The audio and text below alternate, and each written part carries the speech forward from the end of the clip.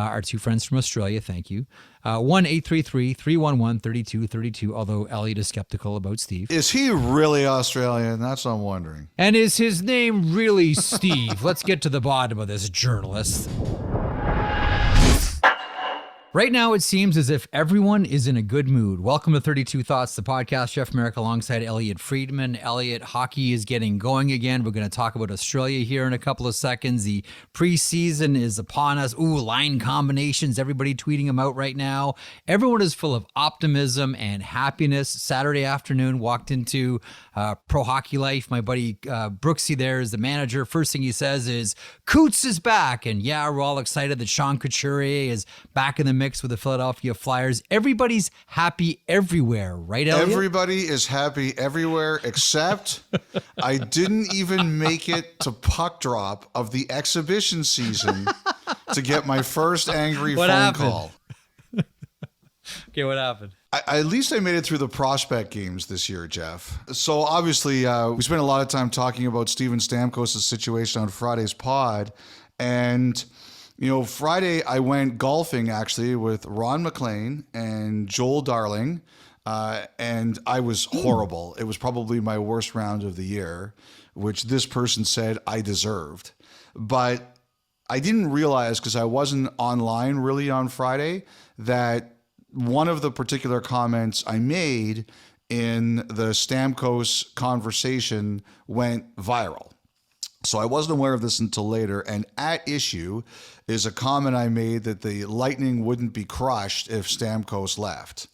And this person called me and was very upset about that line. And, you know, the one thing I'll say is I stand by everything I said in that conversation. The one thing I'll say is when I was referring to that, I was referring to the negotiation in 2016, that there were people who thought that at that time, there was just a general feeling around Stamkos that the Lightning weren't budging on that offer, and if he went, so be it. If he was going to take it, he was going to take it on their terms, and I fully believe that. I have kind of said that before, and nobody has ever disputed that to me. I think that what upset this person was that I made it sound like the Lightning feel that way now. And I had a few people listen to it and say, okay, I said, what did you think? Do you think I was referring to 2016, or do you think I was a little too nebulous? And I had several people say to me, no, it was part of the 2016 conversation. I understand exactly what you meant. But I did have a couple of people say to me, it was nebulous, which is one of my favorite words in the English language. So you've already used it twice. You've already used it twice. We know so it's let me just say, a new pet word for anyone who was confused, I was referring to 2016 and not now. But other than that, I feel everything else I said there, I stand by. The other interesting phone call I got about this, Jeff, and I thought this would really appeal to you, is we were talking about Stamkos going public, and he said he found it interesting that Stamkos did that in the same week where players worked behind the scenes along with Paul Bissonnette to have Mike Babcock removed as coach of the Columbus Blue Jackets. And what he said to me, and this is a team executive, he said that when he saw what Stamkos did, who's a quiet guy who doesn't say a lot, he wondered if we are moving into a new era of player empowerment here. And he said, look, it's only two things, and it's over a short period of time, so you can't jump to any conclusions. But he said that's what his organization was talking about. Our players about to become more vocal. And we'll see where this goes. It's about to be 3. We're going to talk about Evgeny Kuznetsov here in a couple of moments. But like you, I do wonder if this will now be a trend where players do feel empowered to speak out more. No more just sort of, head down and walk past the coach's office or walk past the general manager. I do wonder, like that person who called you, I do wonder if this will be more of a thing around the NHL. How do you see, just as an aside, since you started us off here with Stamkos, because when we talked about this on the podcast, a lot of people, specifically, I'm not sure what your either timeline or cell phone text messages looked like, but mine were a lot of, Stamkos to Toronto. Does Toronto have a shot? Do you think Stamkos would go to Toronto? And I just kept saying, pump the brakes. I can see Stamkos negotiating with Tampa all season long. Do you have a feeling or a sense of maybe how this plays itself out with one of the top teams in the NHL and their captain? Look, I think I've used this line before. The best predictor of future behavior is past behavior. Last time, Steven Stamkos and the Tampa Bay Lightning walked it down to days before July 1st. We were within a week. I think it was 4 days. So that says to me that his first option is to stay. And I think by him coming public the way he did, it reminds you his first option is to stay. And I think he will try to do that until that option is no longer there. That's the way I look at it. Okay, to some of the headlines around the NHL on the weekend, I do want to get to Australia. As I mentioned, I do want to get to Kuznetsov here in a couple of moments. But what a 12 months it's been for Michael Andlauer. He goes, Elliotte, last October 7th, from sitting with you and me as part of our 2022 32 Thoughts tour. He goes from that low point in his life to becoming officially the owner of the Ottawa Senators, all inside of 12 months. And man, was he ever charming on Friday. Your thoughts on Michael Andlauer, now the official new owner of the Ottawa Senators? Well, I think I would have to look back at his appearance on our podcast in person in Hamilton as the turning point in his life. I don't think there is any other way to look at this. Andlauer was going through some tough times. He wasn't very successful. We turned it around. He appears with us and success. So I think what this is proof, if you want to have a successful year, you have to come on the podcast. Yeah. Well, Ryan Smith science. in Salt Lake City is hoping that's science. True as well. It's not even a debate. Clearly. This is proven. It is science. I love the line about the inheritance.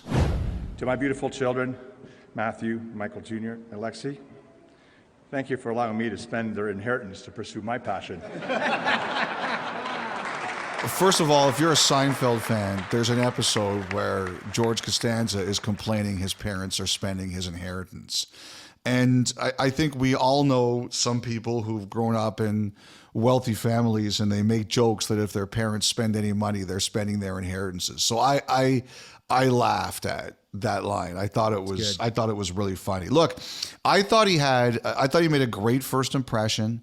The one thing that kind of surprised me was everybody always talks about in your first press conference, you give people wins and you don't say anything remotely controversial. To me, the most interesting thing he did was when he talked about the building, and he said the smart thing: we're going to do right by the fans. We want to hear what the fans have to say.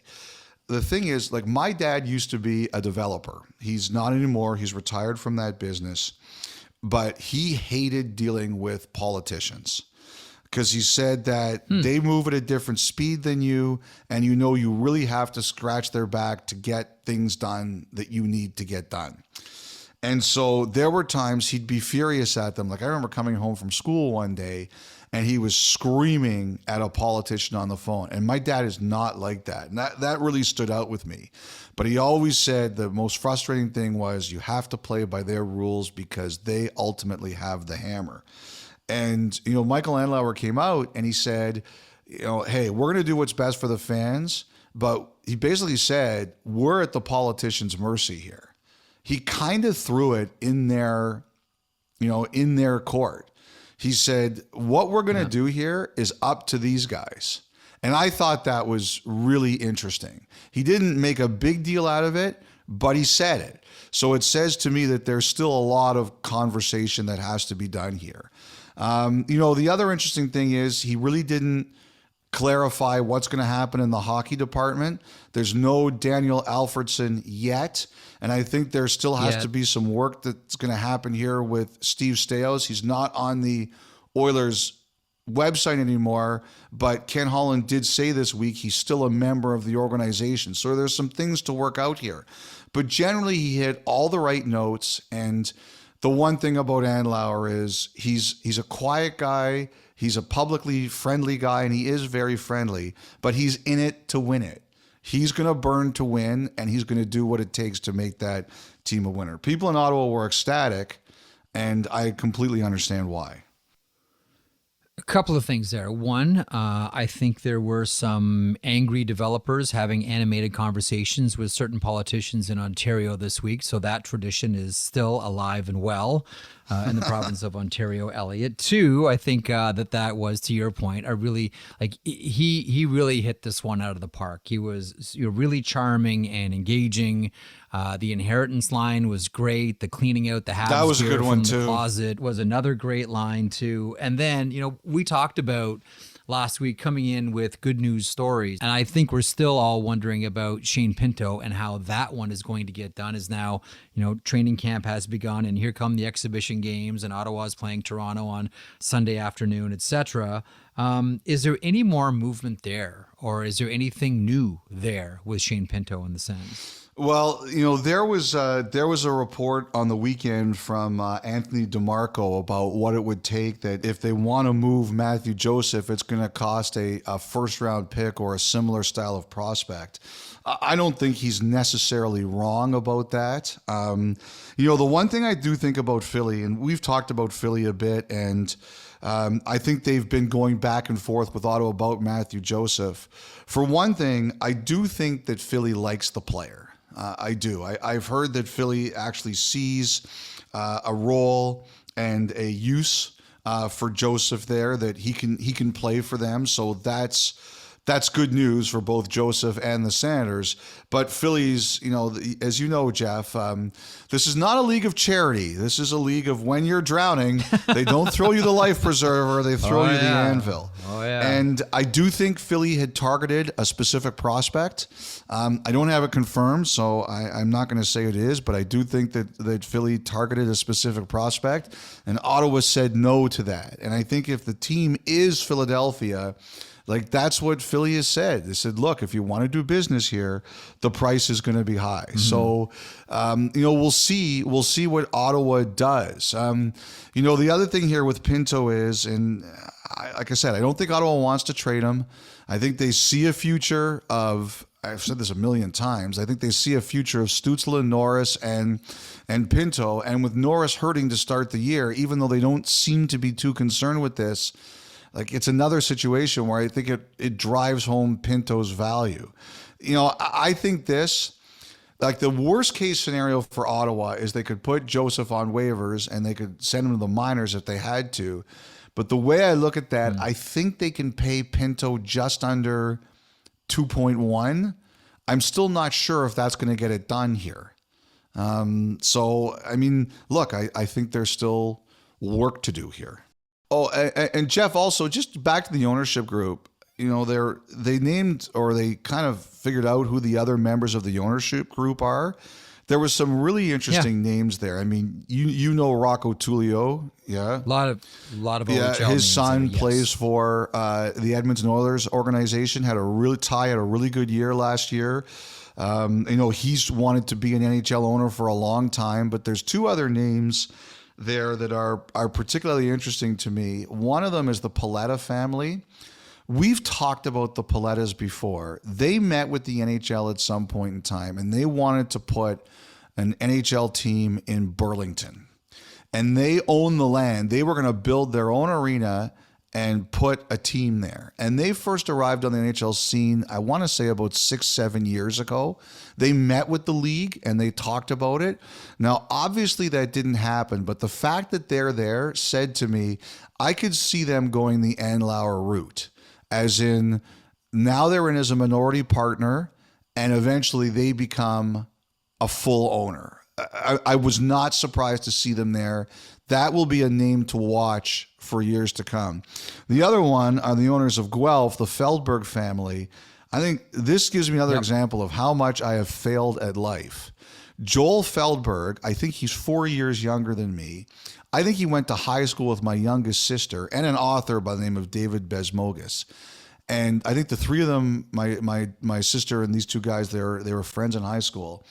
And now he's 4 years younger than me, and now he's the minority partner of an NHL team. And look what I'm doing. Like, absolutely nothing of value. You're talking to me. You're talking to me. Nothing of value, Jeff. Nothing of value. And they paid a pretty penny for the Guelph Storm, by the way, of the OHL. There's some Saginaw ownership here as well. So there's a sort of strong OHL minority ownership background here to all of it. To your original point about Rocco Tullio as well. He's the owner of the Oshawa Generals of the Ontario Hockey League. And you're right. He's been in and around various NHL teams, and it's always been speculated that somewhere down the road Tullio is going to be involved in some type of ownership capacity. So I don't think we should be surprised here. I do believe he was initially aligned with one of the other ownership groups and then jumped to Andlauer. At which point in the process that happened, that I don't know.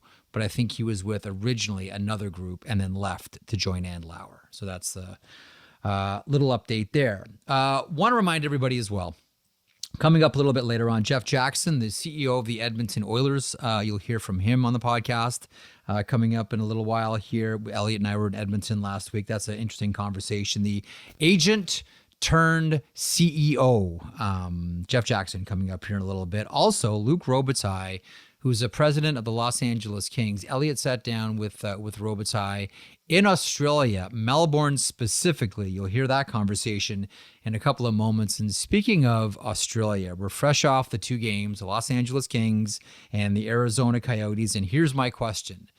Can you have a goal of the year in the second period of the first exhibition game in Australia, Elliotte? Logan Cooley for we submit Logan Cooley for your consideration. That's the biggest win of the offseason for the Coyotes. And it might be the biggest win of the year for them, that they got Cooley to come out of school and join the team. Initially, the word at the draft was he wouldn't be coming. And maybe there was some talk that, he would play all 4 years and then walk or ask for a trade. And obviously the reverse happened. The one thing I remember talking to Bill Armstrong, the Coyotes GM, briefly about it. And at the draft, and I said, look, this is the stuff we're hearing. And he said, don't jump to conclusions. We're going to work at this. And obviously it was a big win for him to get it done and the organization to get it done. I think this year the Calder race is going to be incredible. It's going to take a lot to beat Bedard. I think, by the way, how about Bedard the other day saying, yeah, I just thought of something to tell you guys, but don't press me on it because there's no depth to this answer about cooking for myself. Yeah, how's the cooking going? Because you said your mom was instrumental, early on in your career. So how are you doing it, solo or? Yeah, I just kind of FaceTime her, put her on the counter, and she tells me what to do. So she's making it easy on me, but maybe try to be a lot more independent at some point. What are you cooking? What's she doing? Just whatever. Like, I haven't cooked that much. It's just kind of something to say here, but veteran move. Yeah, I've done a couple times some rice chicken, a couple tacos. I thought that was so good. I thought that was really funny. Between him and Fantilli and Cooley, I think this is going to be a.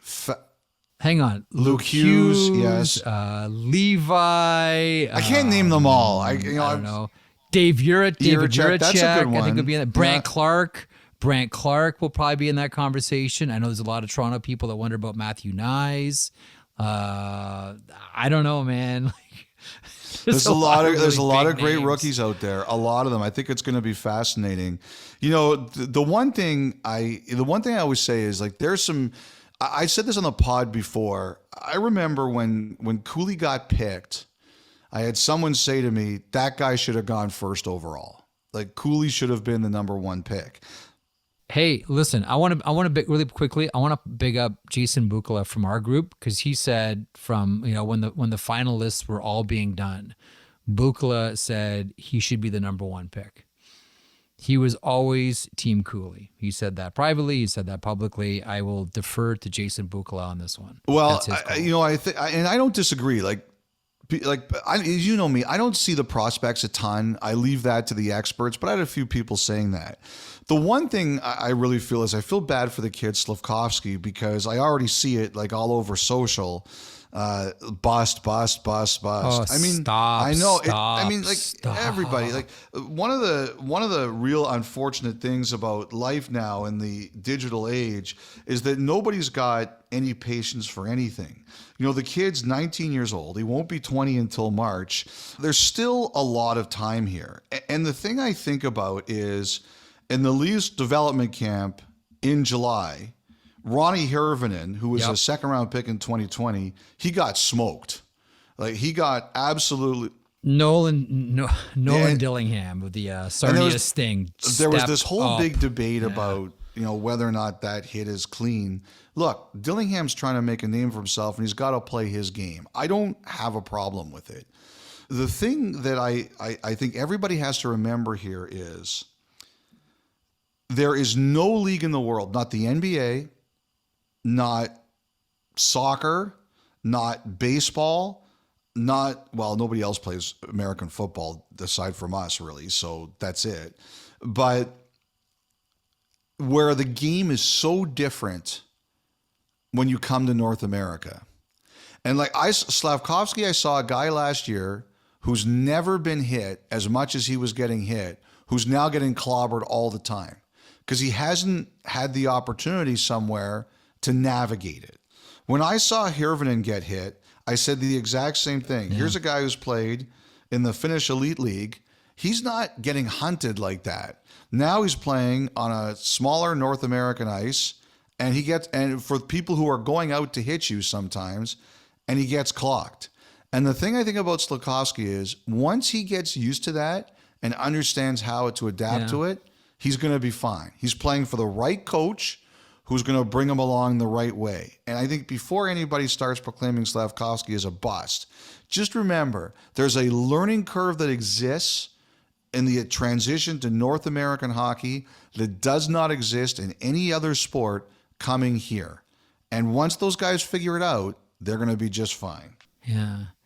There's one person in hockey that I talk to on a regular basis, and we talked last year a lot about Slafkovsky, and he got caught, as you know, Elliotte, we talked about it plenty here on the show, a number of different times. And whenever it happened, I would get the exact same text.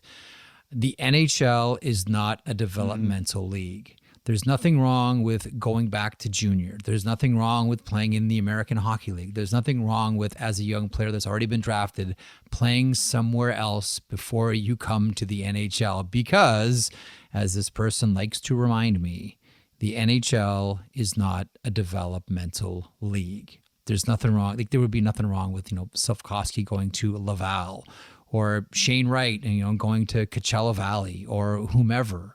Going to the American League or back to junior. This idea that if they get sent back or they don't make it to the NHL until they're 21, that somehow he's a fraud, he's a bust, he's a phony, wasted pick, to me boggles my mind, Elliotte. It completely I'm completely does. With you. Again, the NHL is not a developmental league. What did you make of the Logan Cooley goal? 3-1 Coyotes dancing. Cooley scores! What a goal by the youngster! It was incredible. It was incredible. So this is how much of a loser I am. I stayed up to watch the game. I was sitting on my couch down on the main floor of my house. And I was watching the game, and I saw the goal, and I was like, oh, my goodness. And not long after, because it was 2 a.m, I fell asleep, and Steph woke me up in the same position at 7:30 in the morning. Sitting on my couch, TV on, whatever was on Sportsnet at the time. Why did you sleep down here? It was my choice. It was the NHL's fault for scheduling a game in Australia. That's what I blamed. Yeah, blame them. I'll tell you what. Again, these are just 2 exhibition games. Not to make too much of them, or extrapolate too much from them. Maybe I'm just trying to will this to existence because I like the player, but JJ Mosier looks really good already. I think that Central Division, it's going to be Dallas and Colorado at the top, Minnesota right below them, I think. And then there's going to be Chicago at the bottom, even with Bedard. And then there are 4 teams there. St. Louis, Nashville, Arizona, Winnipeg. Could go either way. Okay, Evgeny Kuznetsov. So none of this should really be a surprise. You know, you've reported on things like trade requests and, you know, Washington trying to accommodate and, you know, what the future of Kuznetsov is going to be in Washington. Can they get him back? Do they need to move them? Do they need to move him? Is there a marketplace, etc.? So he recently told a property called Slippery Ice, which, by the way, is a great name for a property.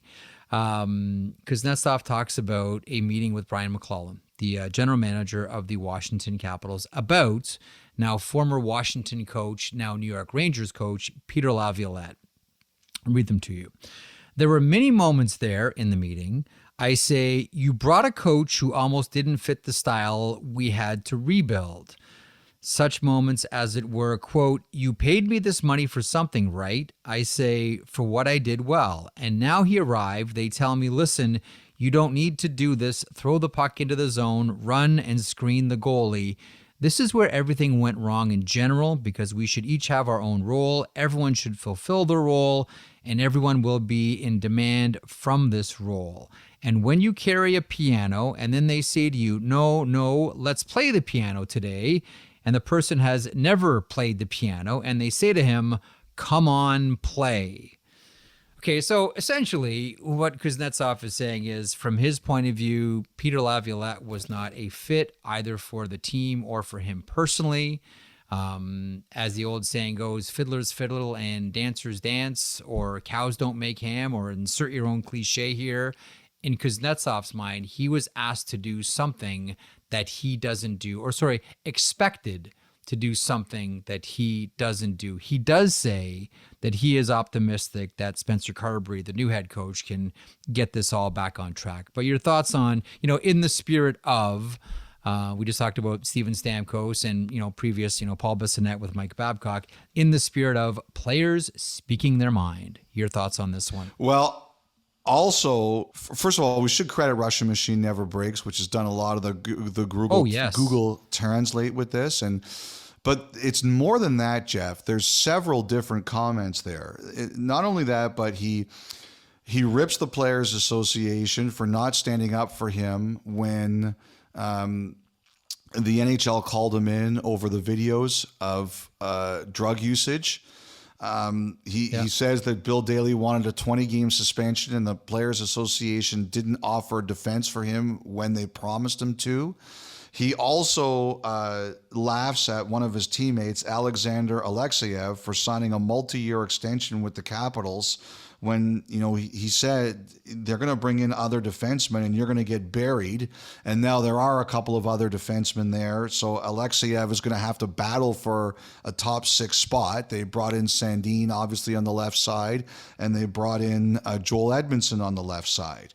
So he kind of, like, there were a whole bunch of different things here. It wasn't just the comments about Laviolette. And, you know, first of all, I'll say this. I do not like ripping guys for being honest in interviews. We complain that hockey players are boring. If we're going to complain they're boring, we cannot rip them when they decide, okay, I'm dropping the veneer and I'm telling you all. I'm drinking the true serum and it's all coming out. And, you know, that obviously is what's happened here. And sometimes with this stuff, I always wonder, and players should know better now, is you go back to your home country, wherever it is, and you think nobody in North America is going to hear this. And that doesn't work that way anymore. There's this thing called the internet, and there's cable lines at the bottom of the oceans. Like, these things go places. You know, I'll say this. I don't think Washington is very happy at all. I think that they don't like about the comments about Alexiev. They don't think the comments about Laviolette needed to be made. The one thing I'll say here is that if you are going to talk like this, you have to have a big year. Like Kuznetsov has to deliver right now. He has to go out and he has to have a massive season. In 2018, when they won the Stanley Cup, Ovechkin deserved the Conn Smythe. But if you would have told me that Kuznetsov would have gotten it, I would have had no problem with that. He was an elite player. You could argue the second best player on their team that year when they won the Stanley Cup in the playoffs. He has to be that player now. If you are going to talk like this, you have to deliver it. I think the other thing the Capitals feel here is that they don't like the fact he did this because he creates a firestorm or a controversy when they have tried to be supportive of him. And I think that that's one of the things that's going to bother them about it too. But at the end of the day, I just think that Kuznetsov, he has to deliver now. If you're going to do this, you have to come out and you have to have a massive, massive season. But isn't this already on the list? Like, you're Spencer Carberry, you're coming in, you're taking this position, you look at your roster and you say to yourself, one, cross your fingers that John Carlson stays healthy all season long. I don't think any team was hampered by one injury more so than the way that Washington was completely stung by the John Carlson injury last season. But two, I'll probably look at this and say, I need to get Kuznetsov back.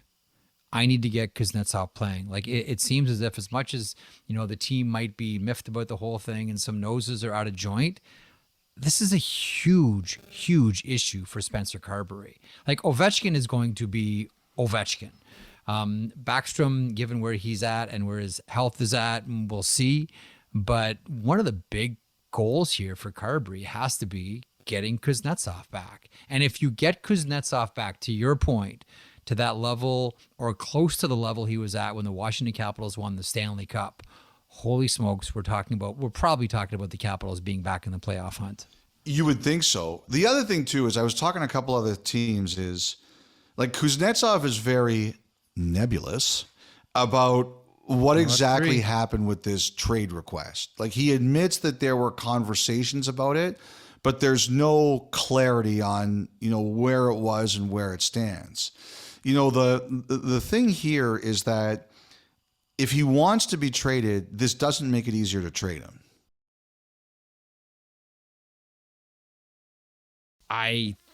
Don't you think that the trade ship has already sailed though, Elliotte? Yeah, probably. It's been a couple of years of trying to move him.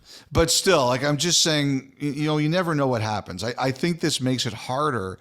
And the other point that someone made to me was that it's a really interesting debate about style of play, right? And that is that the style that Laviolette wanted Washington to play, like, one coach said to me, there are good teams who play that. Mm-hmm. And it is a simpler style. A lot of it is predicated on defense. You remember when he took over Nashville, one of the first things that I heard was, this is really upsetting Pekka Rinne. And I said, why? And this person told me that, well, with Laviolette, his whole thing is like, we don't want shots to go on net. It's all shot suppression, defense, keep the pucks away from the net. And Pekka Rinne was a goaltender that liked to feel the puck, needed to get a lot of shots early to get into the game. But with Laviolette's defensive structure, he wasn't getting that, and he didn't feel like he was getting into the game the same way he was with Barry Trotz. That's an interesting one. That's very interesting. I think more with Kuznetsov, though, I think it's about, like, he's talking about he wants to carry the puck more, right? And the best coaches, what they do is they say, look, if you see a play and it's a legit play, go for it. But if you don't have a play, don't get us into trouble at the other blue line. Because if you do, that's where the puck comes back the other way and it's bad for you. Now, Kuznetsov is a high-skilled guy, and when he's playing at his best, he can make plays that other people can't. But when he's not at his best, which unfortunately he hasn't been a bit in the past couple of years, then it's trouble. And I think what some coaches will look at and say that is he unwilling to play a style that can win in this league? And that is a gamble that some teams won't want to take. So I just wonder if he's made it even harder for himself to get traded. Like, I'll say this, Kuznetsov, I have loved dealing with him over the years. He is one of the most honest, blunt guys. I remember at the World Cup of Hockey, before he signed his big extension, he was talking about a situation in the NHL where a contract talk was going badly between a player and the team. And he said, if that happened with me, I would go right back home and I would play there. And please understand, this is 2016. This is not now. But he said, I'd go right back and I'd play there. And, you know, the message got received loud and clear. He got a big deal and he was really honest and blunt about it. It's just that the parameters have changed around him. He hasn't been as good as he could be. There's been a lot of controversy around him. I think the Capitals are really disappointed because they feel that they have tried to always support him. Like the trade conversations didn't become public until years after they happened. So I don't think they liked this at all. But I think now, like I said, I put myself in people's shoes. If I delivered this interview, I would know it's on me now to have a massive season. And I think that's what the end of the result is here. Kuznetsov has to have a big year. Speaking of people that are wonderful to deal with and interesting to deal with and people you look forward to dealing with, do you have a thought on Jacob Voracek to Jágr's Kladno? I think it's fantastic. As an assistant coach, we should say. He's not playing. I will miss Voracek as a talker. Just a hilarious guy. Yep. And you know what? I think it's really good that all these retired players are finding ways to stay in hockey. You know, the one thing that I hope here, why does Jágr play? Jágr plays because he's worried the team will go under if he doesn't play. I hope there is a way to solve this. You know, I really do. I think that if there's anything Jágr deserves from all of this, it is a way, like, he loves hockey, and if he wants to play till he's 70, let him play till he's 70. But I really hope he's not playing in his 70s because he's worried the team won't survive. Like, there's got to be a way to solve this problem. You know how I feel about all this. I'm not a big fan of the saying, as it relates to sports anyhow, and for the purposes of this podcast, hockey, leave the stage while they're still clapping. I love the thought of the player that just refuses to stop playing because he loves playing or she loves playing and just wants to continue to do so. I hope, like you, that that's a big part of Jágr's motivation here. I understand save the franchise, keep it afloat, whatever I can do to keep this thing going and keep the lights on, I'm going to do it. But I really do hope that the lion's share of this is Jágr just loves playing hockey and wants to continue to do so and wants to stay in the game. That's why I've used this example before. When Peter Forsberg was trying on every single boot in North America to try to make it work so he could get through an NHL season. And everyone talked about how, oh, he's ruining the legacy and, oh, it's got to stop and he's not in his prime. I don't care. I like the guy that's just refusing to quit until he's exhausted every last possible avenue. I really do hope that Jágr's the same for age. Yeah. I really do. Okay. Before we go to break, I do want to mention a tragedy that happened over the weekend around the NHL. Nick Kredilas passes away at the age of 29, a motorcycle accident early Saturday morning in Nashville.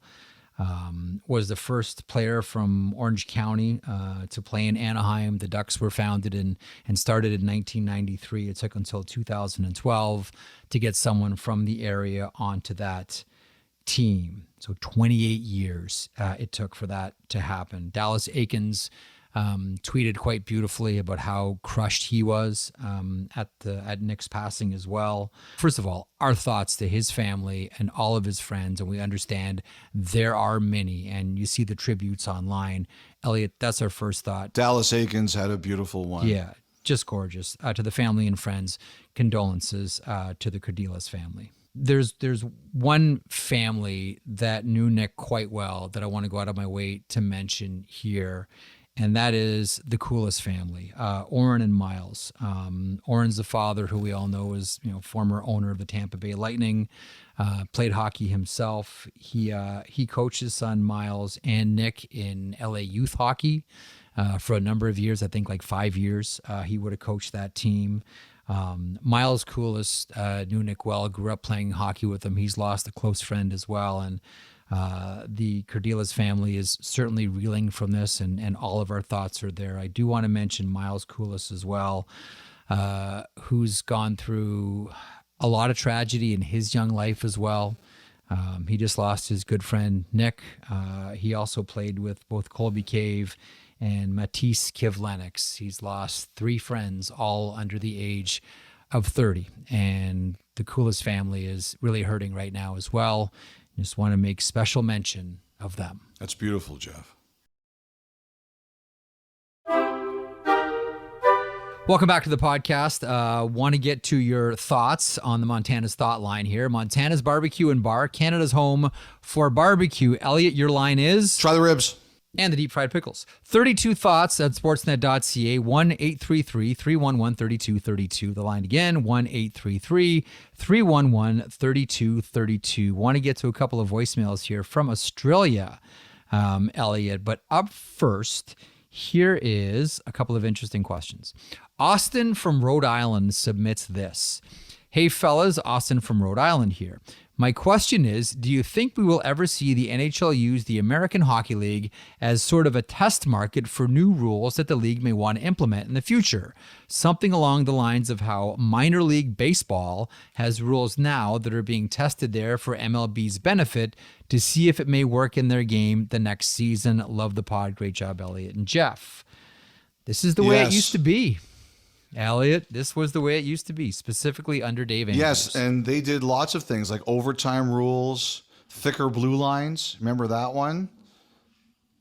Hybrid icing yes. was a mandatory visors. Yes. Remember that one? That was American Hockey League. They did the 4-on-4, which led to the 3-on-3 in the overtime. NHL just went right to the 3-on-3. But there's a couple of things here. I had a conversation with someone who works in the American League, and this is not a shot at Scott Housen at all, but this person was saying, I kind of wish we were sort of back in that we're a developmental league and we're here to experiment with ideas as well, not just players and officials and coaches, et cetera, that can graduate to the next level, but also ideas that can graduate to the next level. But you know what complicates a lot of it, Elliotte, is if you make the American Hockey League game too different from the NHL game, it's hard to call guys up and have them join your roster when they're playing one style of game with one set of rules in one league, and then a different set of rules applies at the NHL level. That is one of the concerns. If it's too different at the American League level, when you call a guy up, how much of a change is that, or how much of a shock is it when you're playing with something different? That's why I don't think you can get too goofy with the American League. The goofier, the better, I always say. No. You're totally right. You're totally right. Ryan in Corona, California. I have a question about young drafted players that aren't AHL eligible, which I heard plenty about lately because of Shane Wright. My thought is, if there's a player who's not eligible but is too good for junior and not quite ready for the NHL, could their team loan them to a European league? My example would be, as a Ducks fan, Tristan Luneau is not AHL eligible, and the Ducks have an abundance of D prospects, that's true, and players at the moment, but he dominated junior last year and probably doesn't gain much going back to the queue. Could the Ducks loan him to Switzerland or another European pro league to help him develop against bigger and better competition? Thank you, love listening. You know what takes precedent here, Elliotte? What's that? The NHL-CHL agreement. Well, it's also where you're drafted from, right? Because where you're drafted from Correct. sets the rules on where you can go. So that's a CHL player. They have rules on where he can go. So there's not a lot of flexibility here. Not at all. Right. The CHL NHL document takes precedent on this one. Real quick, before we get to the two voicemails. From Chris and Tommy, my brother and I were watching the NFL and talking hockey this weekend, wanted to pitch a franchise tag system for the NHL. Each team can choose to franchise tag up to 3 players. These players are automatically given no trade, no move clauses, and only half their salary counts against the cap. We think this would free up cap space league-wide and bring back that middle-class player making $2 to $6 million who has to take haircuts or short-term deals while the Matthews and McDavids justifiably get paid. The league wouldn't have to change their expected cap raise, but big market teams could pay out pocket to create artificial growth league-wide with a slightly softer hard cap. Would love to hear your thoughts. That from Chris and Tommy, you are preaching to the converted. I have advocated this since dinosaurs roamed the earth. In the Paleozoic era, while I was avoiding brontosauruses, I was saying the NHL needs either a luxury tax or a tag system that will help do this. A couple of years ago, there was an agent, Kurt Overhart, who proposed the same thing. It's not going to happen because it's quote unquote money outside the system. Bettman is against this. Yes. He fights it with every fiber of his being. He doesn't agree with it. Unfortunately, he's got all the votes. I would love it. I think it's better. I think it creates a better system for fans and players and the sport, but I'm not the one at the top of the food chain, so I don't win this argument. I'm shocked that an agent proposed something to bring money outside the system into the system. I am stunned, Elliotte, Can't that Kurt believe Overhart it. would come up with that.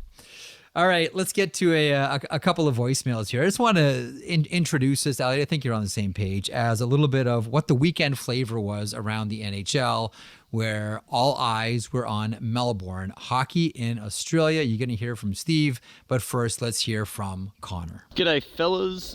Connor from Sydney here. Just flown down to Melbourne, and I'm currently walking over to Rod Laver Arena for the Yotes Open practice this morning. Sad that you guys couldn't make it down here. So instead of that, I'm going to give you my 3 wild predictions for the year. So this year I've got Bedard with 78 to 82 points with at least 40 goals. Jay Woodcroft for the Jack Adams and a Oilers-Devils final. Last year I had Boston missing playoffs, Demko for Vezina, and an Oilers-Leafs final, so here's hoping we turn that energy around this year. Anyway, great job, Jeff and Elliotte, and good luck to new Amel, whoever that poor person is. Thanks, fellas. Keep up the good work. Cheers. That's a great one. Hang on, pause before we get to Steve. That's a great message. A lovely voicemail with some bold predictions. 78 to 82 points for Connor Bedard, including 40 goals. I know that he's skating with Taylor Hall and they're going to try to surround him with some quality players, but do they have enough around him so he gets 78 to 82 points, including 40 goals? I would love to see it, but Elliotte, count me as skeptical. I just laughed at the Demko one because I picked Demko to win the Vezina last year too. Stewie, God bless his heart, he had Jack Campbell and I had Thatcher Demko, and we predicted them both on the same show, and they both went sideways. There's some great stuff there. I got a great laugh out of it, and I'm glad the people in Australia are having a great time. I'll tell you this, I think Bedard's going to score. I do. I think he's going to score in this league right away. I'm with you on Jay Woodcroft specifically because I want to hear the speech from one of the most thoughtful coaches if he wins the Jack Adams and Edmonton, New Jersey. I mean, New Jersey's right there with the next step, and Edmonton, as we all know, expectations are high, namely Stanley Cup or bust. Okay, another voicemail from Australia. Here is Steve on the Montana's Thought Line. Hey guys, Steve from sunny Australia calling. It's Saturday the 23rd, and I just wanted to get on the pod and go to bat for Australia. there's been a lot of, bad takes on Twitter about the quality of ice in Victoria lately. I just want to say that, it has been unseasonably hot here the last couple of weeks. And I think if they tried to make this ice 3 weeks ago, it would have been totally fine. I play hockey in South Australia, winter and summer, and the ice is actually pretty good. So, just wanted to say we should all be happy hockey is here in Australia and not bash the ice surface. By the way, Elliotte, try the ribs.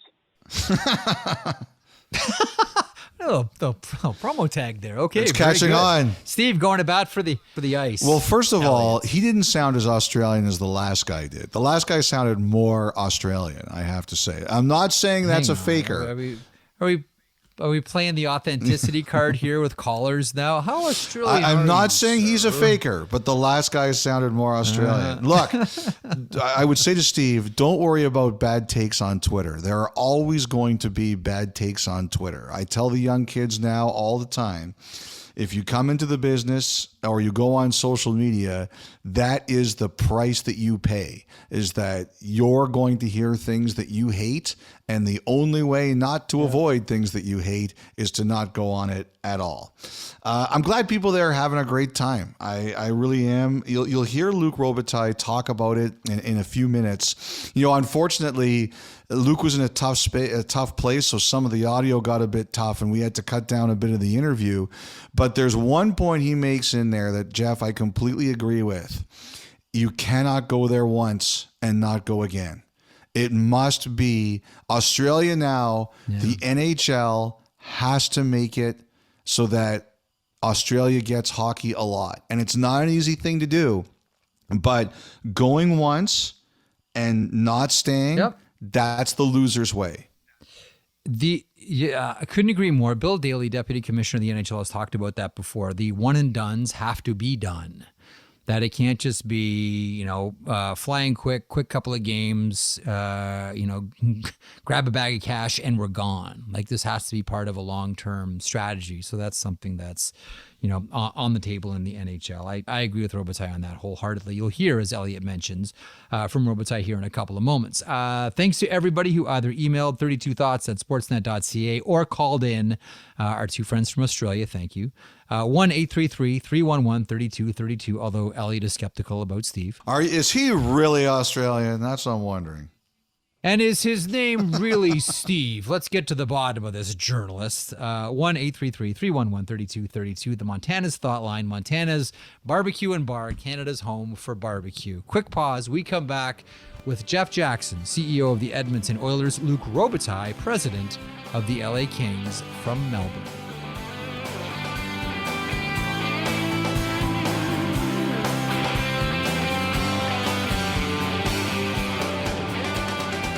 Listen to the 32 Thoughts podcast ad-free on Amazon Music, included with Prime.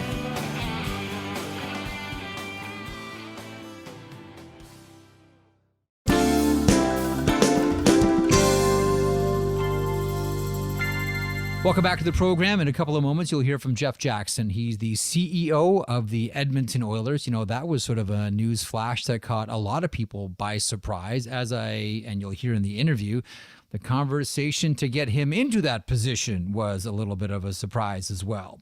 In the meantime, this weekend, well, specifically Friday, Elliotte had a chance to sit down and talk to Luc Robitaille. Now, we've talked to Robitaille before, gone over the history of him as a player, and you don't need me to run down the credentials on the ice or off the ice, for that matter, for Luc Robitaille. But the Los Angeles Kings and Robitaille always interested in a challenge and doing something different. Case in point, this past weekend, the Global Series kicks off with games in Melbourne at Rod Laver Arena between his Los Angeles Kings and the Arizona Coyotes.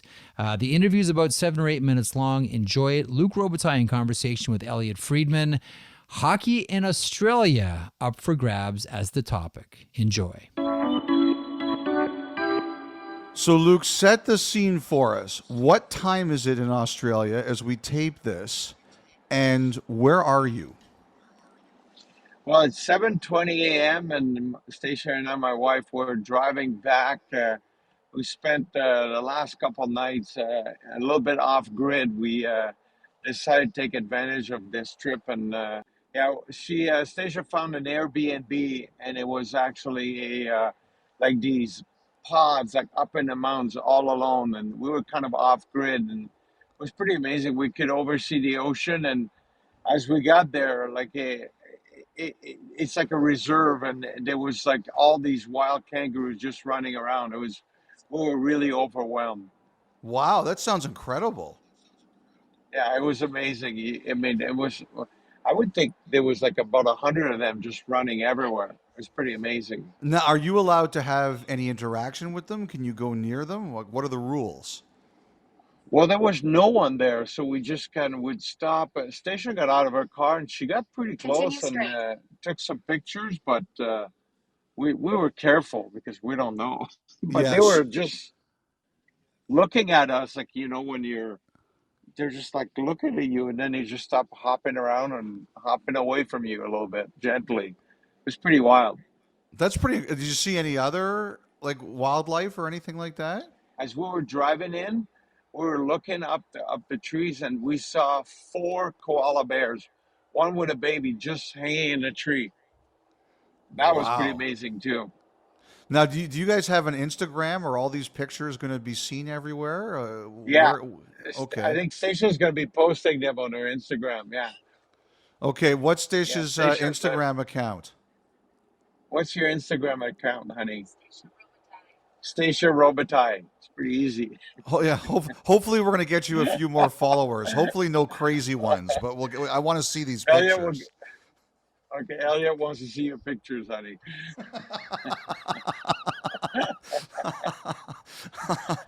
Luke, kind of take us back to the beginning. How did it start, and the Kings and the Coyotes in Australia? Because we all knew it was supposed to be the Bruins initially, but you guys were always there. How was this proposed to you, and why was it important for the Kings to go? Well, I think the first thing is we're doing construction at Crypto.com Arena for us. Mm-hmm. So we knew we had to get out early during training camp, not be home. So we told the league that we'd be willing to do an overseas trip. And then when Australia came about, we thought it would be a great experience. And at the same time, having the opportunity to kind of expand our brand here, especially being on the West Coast. And we know, I think they broadcast 2 games a week now. Mm-hmm. And we just jumped at the opportunity. Now, one of the things I heard was you went to China, the Kings did in 2017. You played Vancouver there. And one of the things I heard at that time, Luke, was that some of the players felt there was kind of not enough activation. They weren't doing a lot. They were in their hotel rooms a lot aside from when they played. And I've heard that one of the lessons the NHL learned from that is you have to activate the players more. Have you seen a difference of that in this particular trip? Yeah, there's been a big difference. I would say every day we've had something where players were involved. We obviously have tried to share amongst each player, but guys were on the different sports station. They were involved with the government. They've been going around town doing different events. We were like at a store where they had like a bunch of new merch with the NHL and so forth. So there's definitely been a lot more activation. I think what made it hard last time in China is we played in 2 different cities. Yes. And when you do that, it's hard because then it was traveling in between, and Shanghai and Beijing is not that close. So I think it was still like a 2.5-hour flight. Mm-hmm. On this time around, like we're here in one city, we spend like 6, 7, 8 days like in one town, and I think that's the biggest difference. And so what kinds of things do you think are going to be done here that when the Coyotes and Kings leave are going to make a difference for hockey in Australia and the interest in hockey in Australia? Well, I think what's important is to go back. You got to make sure you go back. Make sure we emphasize the broadcasting. If we can have some more games here, and at the same time, you get involved with the people over here. Like for us, there's a big exchange between the LA tourism. We're aware of it, and in Australia, so they want to work and they want to keep working on promoting the game. We've had the opportunity to work with some teams, some big AFL team here that are interested in exchanging whether it's a player performance or something to do with their jerseys and our jersey and so forth. We just got to make sure we don't just come in, play 2 games, leave, and then don't get involved again. I think the more important is continuity. You know, Luke, one of the other things we're talking about now is the international calendar. Now, you played internationally 3 times. You won a silver medal at the World Juniors. You won a gold medal at the World Championships. You won a gold medal with the Canada Cup. You know, do you ever say, because I know the players really feel strongly about going back to the Olympics and going and having a World Cup. Do you ever, from a league perspective, say we have to be better with this? Yes, always. Like as an example, I was a big believer that if we're going to do a World Cup, it should be in February. Mm-hmm. And the reason is like when you're trying to do a World Cup in September, everyone in Canada loves it and really enjoys watching it. But around the world, like it's really hard around their scheduling, especially even in the US. It's really hard to say, okay, we're going to do a World Cup in September and watch it when you're competing with everybody else. But when you're in February, there's like a pocket there. There's a big hole. And I think if we build it over 2-3 tournaments, it doesn't happen overnight. You got to do it over 3-4 tournaments. I really believe this could be a big difference maker for hockey. Are there any other countries, Luke, that you feel the NHL should be going to? Like when you look at the map, say, we have to go here and we have to do the same things here that we're going to try to do in Australia. Well, I love, years ago we went to London and we had a tremendous success. I'm not going to tell you London's a mecca of hockey, Mm-hmm. but we never went back. And I still do believe that it's important to go back because it is kind of like the main cities, like New York or Toronto. Those are the cities. When you go, you have success there. You have to keep going. And I think the other leagues have gone there and they keep going back. And I do think it's important if we have an opportunity in the future to go back there. I think it can make a big difference because it's like everyone in Europe seemed to gather in London. Okay, I have a couple other questions for you. First of all, you have been involved now on the business side of the game for quite some time. Ever since you retired, you always had that idea. What are the biggest changes you've seen, and what are the most important changes we need to see in hockey and the NHL? Oh, the biggest change we've seen is obviously the business has grown tremendously. It's 2.5 times the size it was even 15 years ago. So it's a lot bigger. There's a lot more around it. Some of the biggest change that I think we need to do is a little bit more of the same. Like as far as like what we're doing TV wise, things have changed tremendously. And I think we're on the right path nationally in the US. And I know what you guys do in Canada is always like a great show. I think that probably the biggest thing coming up is going to be the local broadcasting. No one seems to know exactly the route's going to go. It's going to go direct to consumer. Yes. We got to make sure that it's done right. You know, like there's going to be a lot of work behind the scenes to make sure that in the next 5 to 7 years, this is done right. That hockey is accessible for anyone that wants to watch it. I hear players say that they're worried about MLS catching and passing the NHL. Do you worry about that at all? I don't worry about it. I always think of what can we do to keep growing what we're doing. And you don't look in the mirror. You look in the front to who you can catch instead. And I think it's up to us to make a difference and to keep promoting the game and keep doing things a little bit out of the ordinary. I mean, you look at what Vegas has done, even part of their game entertainment. It's so different that everybody wants to see it now. You know, teams are all going to build their own, their own type of game entertainment and so forth. But they definitely push the boundaries, and it's gonna force everyone else to get better. And I think from that standpoint, little things like that is the way you get better as a league.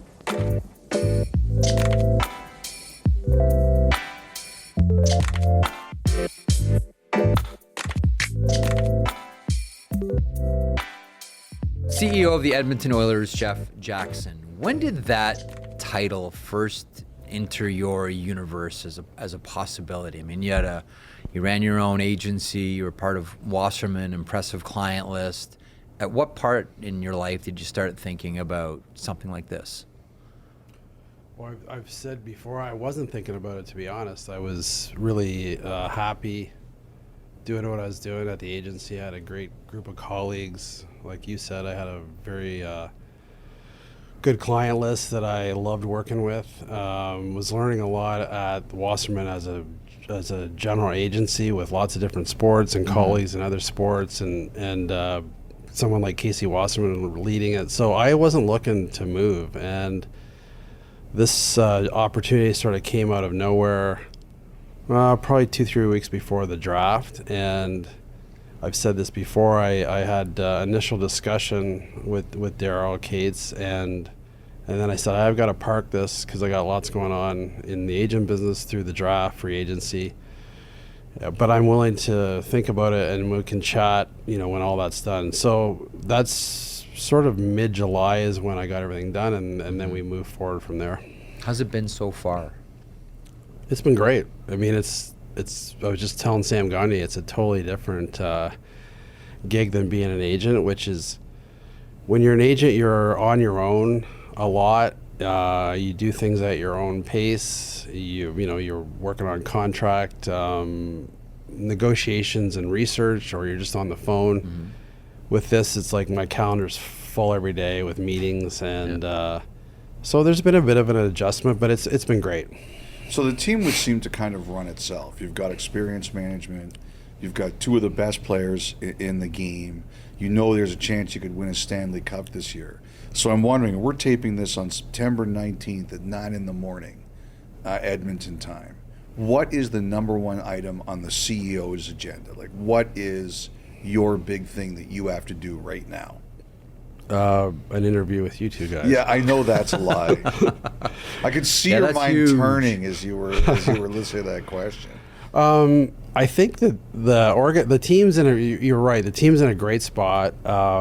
We're going to be competitive. We got two of the best players in the league and a lot of really great other players who are going to contribute tons. And I don't have to do anything with that. Like Kenny Holland, Hall of Fame GM. He's put this team in a good spot. The culture's great. I think that because of COVID and some other things, there's some organizational things that we have to work on, and that's what I'm going to work on, like player development, scouting. We're all of the stuff that's sort of simmering below the surface that keeps an organization having longevity and success. And some of that needs work, and so pretty much every day that's what I'm working on. I'm looking at different opportunities to bring in sports science and things like that. So it's sort of a daily thing where all of those elements I gotta bring them together. So when you say needs work, what do you want to do here? Like, what's your goal? I would like to have this organization be competitive for the Stanley Cup for the next 10 years, minimum. And you can do that if you do it the right way. We got two of the best players. We got a lot of young guys who are in the prime of their career or coming into it. We gotta start to draft really well and then develop the players. So I think one thing here is the organization has done a good job, but we can be better. And my goal is to be better incrementally in everything, and that'll give us an opportunity to compete every year. So what are you going to be adding? We're gonna look at sports science as a real tool to help us with injury prevention and recovery. We're gonna look at player development is a key thing for me. Like we spent a lot of time at the agency recognizing that if you're gonna recruit kids young and then take them through their draft year at 18, you got to prepare them the best you can ahead of time, when they're 14, 15, 16. Well, it's similar with us. When we draft a kid at 18, we need to know their development arc, and then we have to really dig in day one after the draft and get them with individual player development plans so that they can become the best player that they can be before they get to the American League. Like, the days of waiting till a kid gets to the American League to develop them are gone, and we have to do a better job of day one after they're an Edmonton Oiler, is help them, give them the tools to succeed. Sorry, Jeff, I don't mean to completely monopolize this. I'm interested in what you say there, because I have heard that from agents before, is that NHL teams don't have a handle on these kids till they're 18, 19, 20 years old. So if we're going to turn them in the best players possible, it's not up to their junior teams or their minor hockey teams to develop them. It's up to us to develop them. So what did you see as an agent that you can bring to the Oilers? I think I said this in my media availability the day that I was announced as the CEO, that you get a chance to see 32 organizations, and you get to see teams that do it really well and some teams that you think they could do a better job, and you sort of take the nuggets of goodness and you put them together. That's what I would see. And I had the pleasure and the privilege of working with Dave Gagne very closely for years, he was the director of player development for Vancouver. He's a very progressive thinker. He coached Sam and John Tavares when they were kids. Then he went on to London. Then, obviously he had a playing career that was long, and his son Sam's going into his 17th season. So he was amazing at player development, and him and I would talk a lot about it. He would sort of run it, but, we would identify not only the weaknesses in players, but their strengths and build on those. But then Dave's big thing was we need to give them the skills to actually implementing games.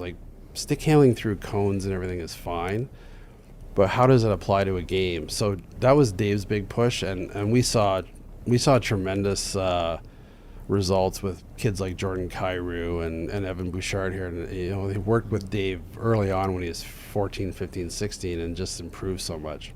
Which teams are terrible? Who will you not be copying? I can't tell you that. I knew you were going to ask that.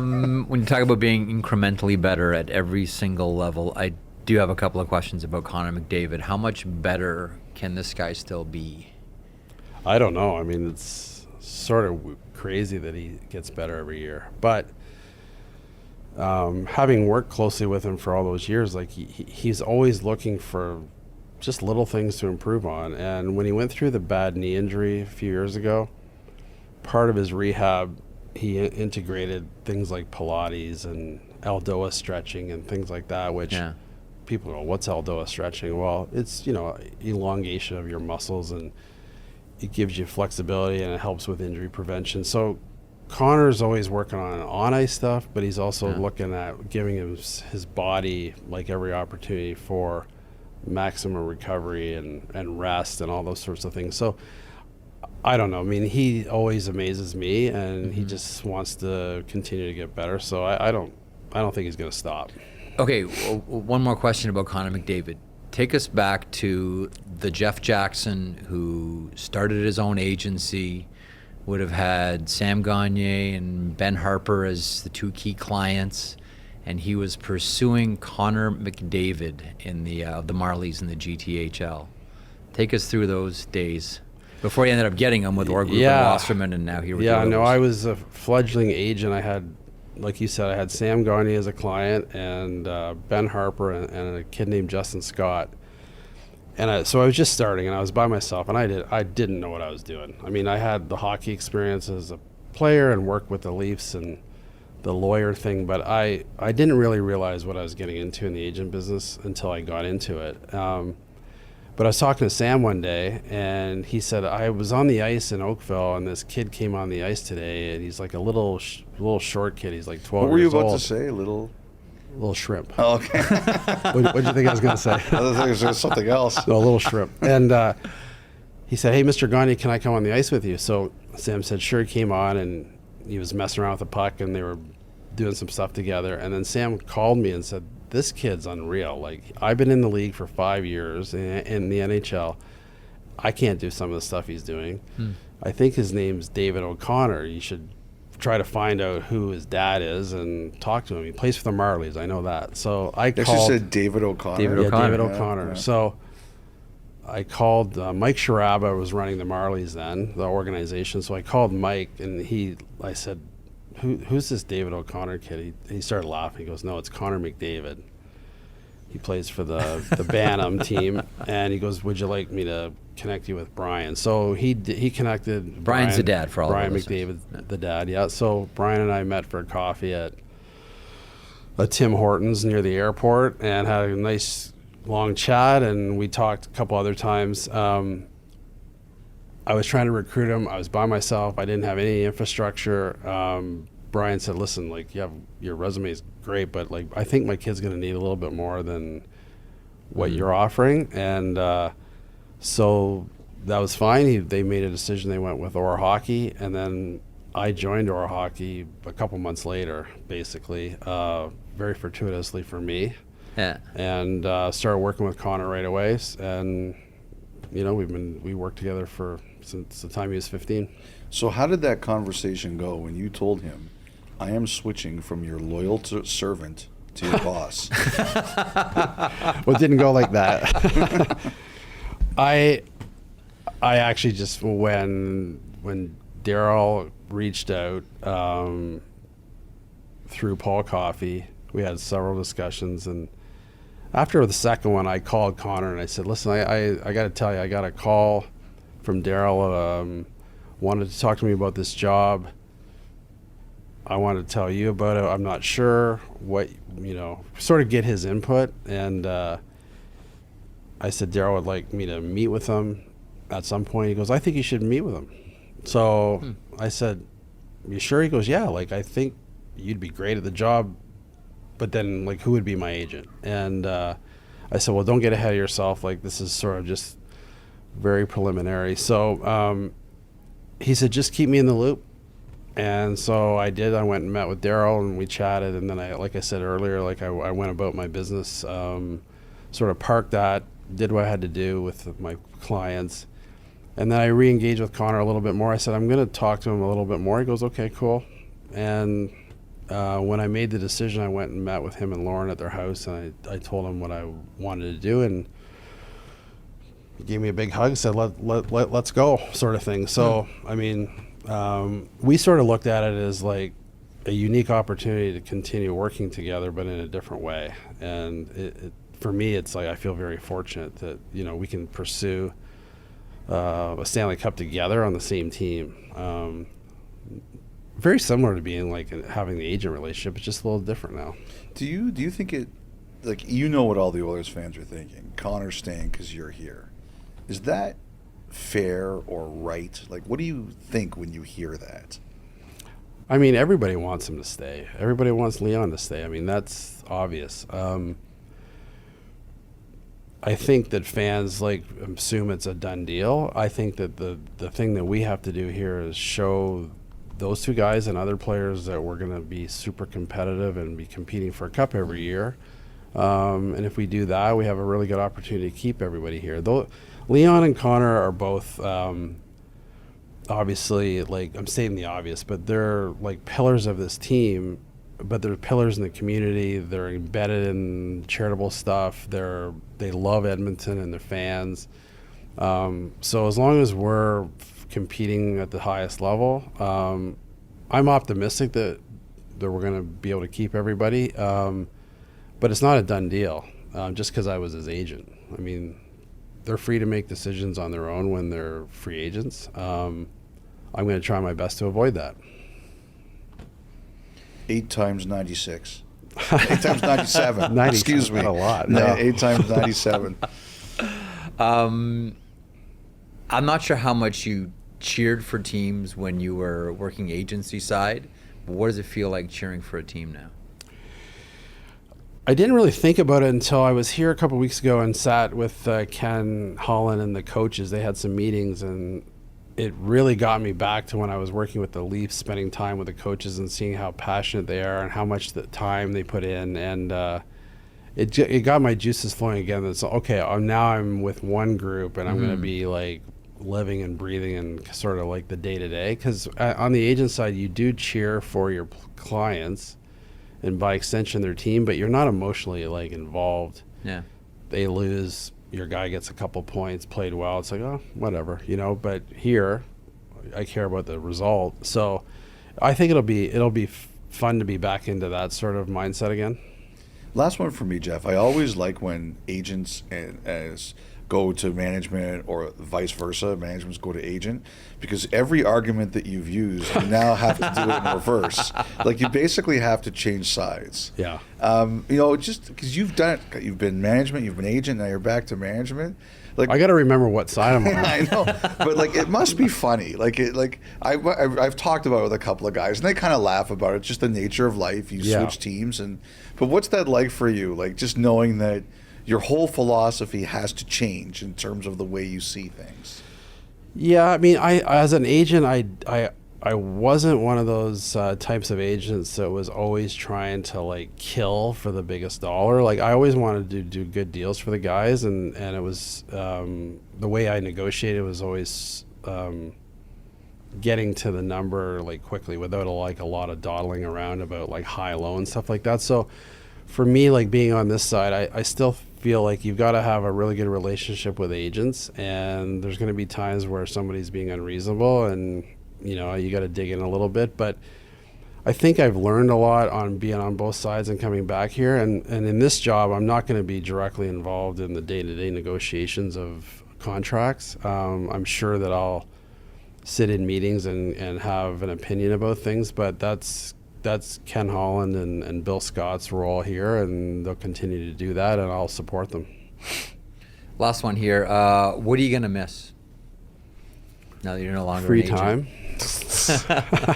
No, I think probably there's a sort of an adjustment going on right now. Like, I've had in the agent business, like I said, you have lots of you control your own schedule.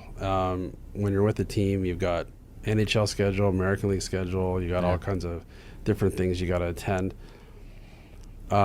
Sort of adjusting my family life with teenage boys who I've been around a lot.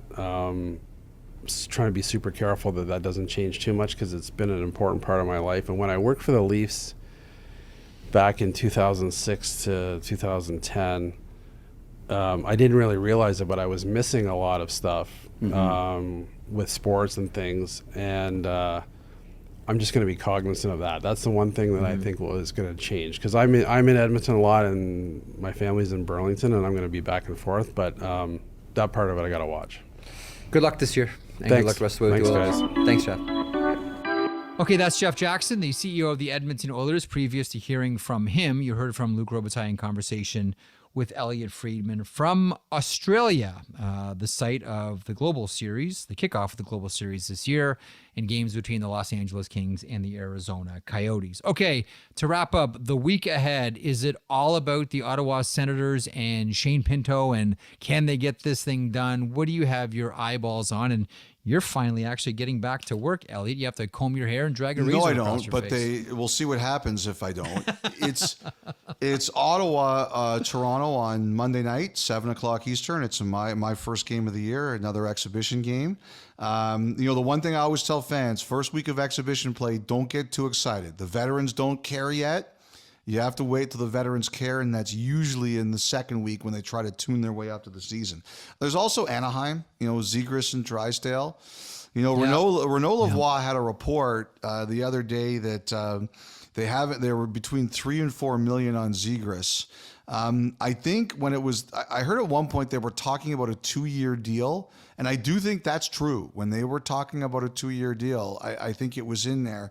Now I think I've heard rumors they might be going 3, so I just don't know how the Ducks can do 3 years and expect it to be under $4 million. So I think it's got to be a little bit higher than that.